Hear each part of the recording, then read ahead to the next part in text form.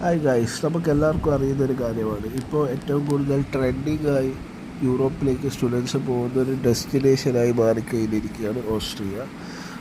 കൂടുതൽ ആൾക്കാർ എത്തിയിട്ടില്ല എന്നൊക്കെയാണ് പറയപ്പെടുന്നത്, പക്ഷേ റിയൽ കൗണ്ട് അതൊന്നുമല്ല.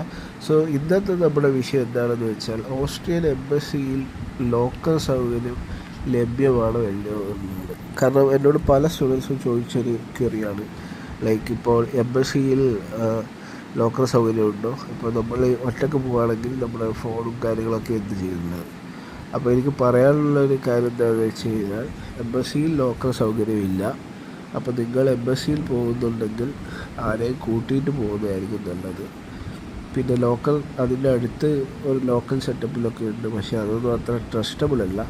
പിന്നെയുള്ളൊരു ഓപ്ഷൻ എന്താണെന്ന് വെച്ച് കഴിഞ്ഞാൽ, നിങ്ങൾ സ്റ്റേ ചെയ്യുന്ന ഹോട്ടലിൽ തന്നെ ലോക്കർ സൗകര്യം ഉണ്ടെങ്കിൽ അവിടെ വെക്കുന്നതായിരിക്കും. പക്ഷേ ഇപ്പോൾ ഡൽഹിയിൽ എല്ലായിടത്തും അത്രത്തോളം സേഫാണെന്നുള്ളൊരു അഭിപ്രായം എനിക്കില്ല. അപ്പോൾ ആ ഒരു കാര്യം നിങ്ങൾ ഉറപ്പ് വരുത്തിയിട്ട് മാത്രം എംബസിയിലേക്ക് പ്ലാൻ ചെയ്യുക.